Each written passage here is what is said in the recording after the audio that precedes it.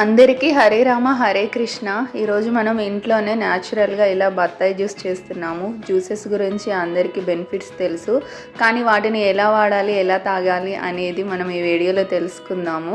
ముఖ్యంగా ఇక్కడ చూడండి, ఈ సి విటమిన్ అనేది మనకి ఇమ్యూనిటీని పెంచడంలో ఎవరికైనా బాగా సహాయపడుతుంది.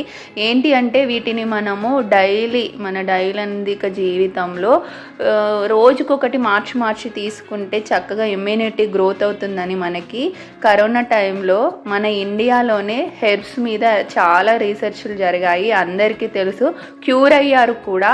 సో అంత బాగుంటుంది చూడండి, మన దేశంలో ఎంత మంచి తినే వాటిల్లో కూడా ఎన్ని రకాల వెరైటీస్ ఉన్నాయి అంటే చెప్పక్కర్లేదండి. నాన్ వెజ్ కన్నా వెజ్లోనే చాలా వెరైటీస్ ఉన్నాయి. మీకు ఇంకొకటి చెప్తాను సరదాగా, చూడండి, పెళ్ళిళ్ళు ఫంక్షన్లు వీటిల్లో నాన్ వెజ్ ఎక్కువే ప్రిఫర్ చేస్తారు, ఎందుకంటే వాటితో ఖర్చు చాలా తక్కువ అండి. వెజ్లో అయితే సో మెనీ వెరైటీస్ ఉన్నాయి, చెయ్యలేరు, అసలు పెట్టలేరు. చూడండి, ఇలా పోల్చుకున్నా కానీ వెజ్కి ఎంత ఉందో మనకి గీతలో కూడా కృష్ణ పరమాత్మ అదే చెప్తున్నాడు. 3 రకాల వెరైటీస్ ఉంటాయి.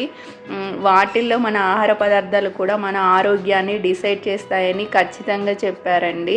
సో ఇక్కడ ఏం లేదు, మీరు బయట తాగే జ్యూసెస్ అధికంగా డబ్బులు పెట్టి కొనాలి. వాటిలో షుగర్స్ ఎక్కువ ఉంటాయి. షుగర్స్ని వైట్ పాయిజనింగ్ అంటారు, అందరికీ తెలుసు కదా. షుగర్ ఎక్కువైతే పళ్ళల్లో క్యావిటీ, బాడీలో ఎక్కువైతే షుగర్, ఇంకా కిడ్నీస్లో అలా ఒక్కొక్క బాడీ పార్ట్ మీద ఆర్గాన్ని దెబ్బ తీసుకుంటూ వస్తుందంట. డాక్టర్స్ కూడా చెప్తున్నారు. ఇంట్లోనే ఇలా న్యాచురల్గా తాగండి.